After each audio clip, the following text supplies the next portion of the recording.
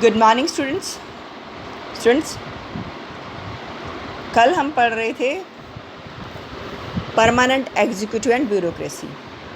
आज भी हम इसी टॉपिक को कंटिन्यू रखेंगे from page number 95, second paragraph. The Indian bureaucracy today is an enormously complex system. It consists of the all Indian services, state services, employees of the local government, and technical and managerial staff running public sector undertakings. Makers of our constitutions were aware of the importance of the non-partisan and professional bureaucracy. They also wanted the members of the civil services or bureaucracy to be impartially selected on the basis of merit. So the UPSC, Union Public Service Commission, has been entrusted with the task of conducting the process of recruitment of the civil servants. For the Government of India, similar public service commissions are provided for the states. Also, members of the public service commissions are appointed for fixed terms. Their removal or suspension is subject to a through inquiry made by a judge of the Supreme Court. आज हम भारतीय नौकरशाही का स्वरूप अगर देखें तो काफ़ी कॉम्प्लेक्स सिस्टम है इसका, काफ़ी जटिल हो गया है। इसमें जो है आपकी all India services, Akhil Bharatiya सेवाएं, स्टेट सर्विसेज, प्रांतीय सेवाएं, employees of the local government, स्थायी सरकार के कर्मचारी, and technical and managerial staff running public sector undertakings, और लोक उपक्रमों के तकनीकी तथा प्रबंधीय अधिकारी शामिल हैं। हमारे संविधान निर्माता गैर राजनीतिक और व्यावसायिक रूप से दक्ष प्रशासनिक मशीनरी के महत्व को जानते थे। वे सिविल सेवा या नौकरशाही के सदस्यों को बिना किसी भेदभाव के योग्यता के आधार पर उनका चयन करना चाहते थे, और इसीलिए भारत सरकार के लिए सिविल सेवा के सदस्यों की भर्ती की प्रक्रिया का कार्य संघ लोक सेवा आयोग को सौंपा गया। ऐसे ही लोक सेवा आयोग राज्यों में भी बनाए गए। लोक सेवा आयोग के सदस्यों को एक निश्चित कार्यकाल के लिए नियुक्त किया जाता है। उनको जो सुप्रीम कोर्ट होता है, सर्वोच्च न्यायालय के न्यायाधीश के जांच के आधार पर ही उनको निलंबित किया जा सकता है या उनके पद से हटाया जा सकता है, और उनकी दक्षता और योग्यता को आधार बनाकर भर्ती की जाती है। लेकिन संविधान यह भी सुनिश्चित करता है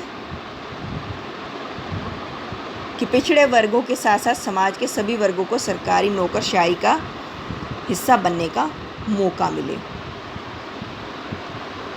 While efficiency and merit are the norms for recruitment, the Constitution also ensures that all sections of the society, including the weaker sections, have an opportunity to be part of the public bureaucracy. For this purpose, the Constitution has provided for reservation of jobs for the Dalit and Adivasis. Subsequently, reservations have also been provided for women and other backward classes. These provisions ensure that the bureaucracy would be more representative and social inequalities will not come in the way of recruitment to the civil services. जैसे कि मैंने बताया कि संविधान यह भी सुनिश्चित करता है कि जो पिछड़े वर्ग के लोग हैं, जो पिछड़े समाज के लोग हैं, उनको सरकारी नौकरशाही का हिस्सा बनने का मौका मिले। इसी उद्देश्य के साथ जो संविधान दलित और आदिवासियों के लिए आरक्षण की व्यवस्था करता है। बाद में उसने जो वुमेन और अदर बैकवर्ड क्लासेस हैं उनको भी आरक्षण दिया, और इन प्रावधानों से यह सुनिश्चित होता है कि नौकरशाही में भी सभी समूहों का प्रतिनिधित्व होगा तथा सामाजिक असमानताएं सिविल सेवाओं में भर्ती के मार्ग में रोड़ा नहीं बनेंगी।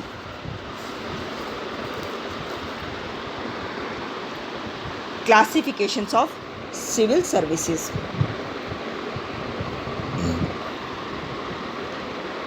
यहाँ पर जो है सिविल सर्विसेज का जो है उसका वर्गीकरण किया गया है।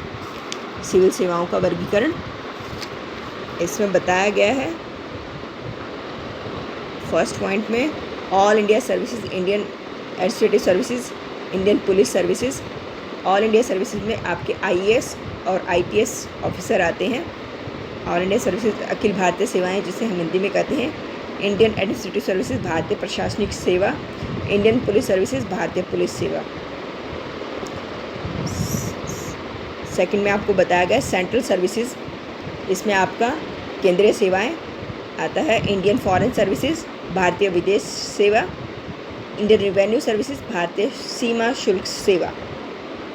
थर्ड में आपका स्टेट सर्विसेज बताया गया है, प्रांतीय सेवाएं, जिसमें सेल्स टैक्स ऑफिसर आता है, बिक्री कर अधिकारी। ये क्लासिफिकेशन दिखाया गया है आपको सिविल सर्विसेज का। Person selected by the UPSC for Indian Administrative Services and the Indian Police Services constitute the backbone of the higher level bureaucracy in the states. You may know that the collector of the district is the most important officer of the government at the district level. Do you know that the collector is normally an IAS officer and that the officer is governed by the services condition laid down by the central government? An IAS or IPS officer is assigned to a particular state where he or she works under the supervision of the state government. However, the IAS or IPS officers are appointed by the central government. They can go back into the service of the central government, and most importantly, only the central government can take disciplinary action against them. This means that the key administrative officers of the states are under the supervision and control of the central government, apart from the IAS and the IPS officers appointed by the UPSC. The administration of the state is looked after by the officers appointed through the state public service commissions, as we shall study later in the chapter on federalism. This feature of the bureaucracy strengthens the control of the central government over the administration of the states. अब जो भारतीय प्रशासनिक सेवा है, IAS हैं तथा भारतीय police सेवा IPS के लिए उम्मीदवारों का चयन जो है संघ लोक सेवा आयोग करता है। ये अधिकारी जो प्रांतीय स्तर पर सबसे टॉप नौकरशाही के बैकबोन कहलाते हैं, रीढ़ की हड्डी कहलाते हैं। और आपको शायद पता भी होगा कि एक ज़िले का जिला अधिकारी, जिसे कलेक्टर कहते हैं, उस ज़िले में सरकार का सबसे इम्पोर्टेंट वर्कर होता है वो, और वह केंद्र सरकार द्वारा बनाई गई सेवा शर्तों से नियंत्रित होता है। एक IAS तथा IPS अधिकारी किसी एक राज्य के संबंध कर दिया जाता है जहां वह राज्य सरकार की देखरेख में काम करता है, लेकिन IAS और IPS अधिकारी केंद्र सरकार द्वारा नियुक्त होते हैं और वे केंद्र सरकार की सेवा में वापस जा सकते हैं। सबसे इम्पोर्टेंट ये है कि केवल केंद्र सरकार ही उनके विरुद्ध अनुशासनात्मक कार्रवाई कर सकती है। इसका मीनिंग यही हुआ कि राज्यों के प्रमुख प्रशासनिक अधिकारी केंद्र सरकार की देखरेख और नियंत्रण में ही काम करते हैं। संघ लोक सेवा आयोग द्वारा नियुक्त IAS और IPS अधिकारियों के अतिरिक्त राज्य के प्रशासन में राज्य लोक सेवा आयोगों द्वारा नियुक्त अधिकारियों का भी योगदान है।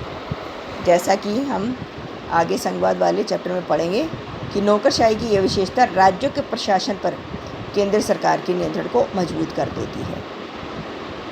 The bureaucracy is an instrument through which welfare policies of the government must reach the people, but most often it is so powerful that people are afraid of approaching a government officer. It is common experience of the people that bureaucracy is insensitive to the demands and expectations of the ordinary citizen. Only if the democratically elected government controls the bureaucracy, some of these problems can be effectively handled. On the other hand, too much political interference turns into bureaucracy, into an instrument in the hands of the politician. Though the Constitution has created independent machinery for recruitment, many people think that there is no provision for protecting the civil servant from political interference in the performance of their duties. It is also felt that enough provisions are not there to ensure the accountability of the bureaucracy to the citizen.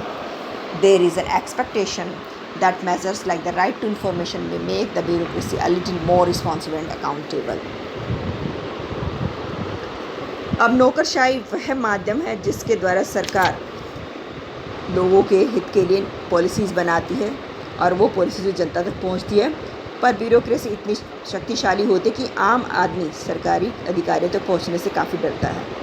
और ये लोगों का भी common experience रहा है कि नौकरशाही सामान्य नागरिकों की मांगों और आशाओं के प्रति काफ़ी संवेदनशील नहीं होती है, लेकिन जब लोकतांत्रिक ढंग से चुनी हुई सरकार नौकरशाही को कंट्रोल में रखती है तब इनमें से कुछ समस्याओं को प्रभावी तरीके से, मतलब जो प्रॉब्लम्स होती हैं उनका सॉल्यूशन ढूंढा जा सकता है।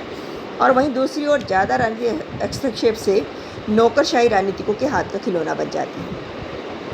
हालांकि संविधान ने भर्ती के लिए एक स्वतंत्र मशीनरी बनाया, लेकिन अनेक लोगों का मानना है कि सरकारी कर्मचारियों को अपने कार्यों के संपादन में राजनीतिक हस्तक्षेप से बचाने की कोई व्यवस्था नहीं है। यह भी महसूस किया जाता है कि जनता के प्रति नौकरशाही का उत्तरदायित्व सुनिश्चित करने के लिए पर्याप्त प्रावधान नहीं है, पर यह आशा की जाती है कि सूचना का अधिकार जैसे कदम नौकरशाही को और अधिक उत्तरदायी और संवेदनशील बना सकेंगे। Conclusion: The modern executive is a very powerful institution of government. The executive enjoys greater power compared to other organs of the government. This generates a greater need to have democratic control over the executive. The makers of our constitution through with foresight that the executive must be put firmly under regular supervision and control. Thus, a parliamentary executive was chosen. Periodic elections, constitutional limits over the exercise of powers, and democratic politics have ensured that executive organ cannot become unresponsive.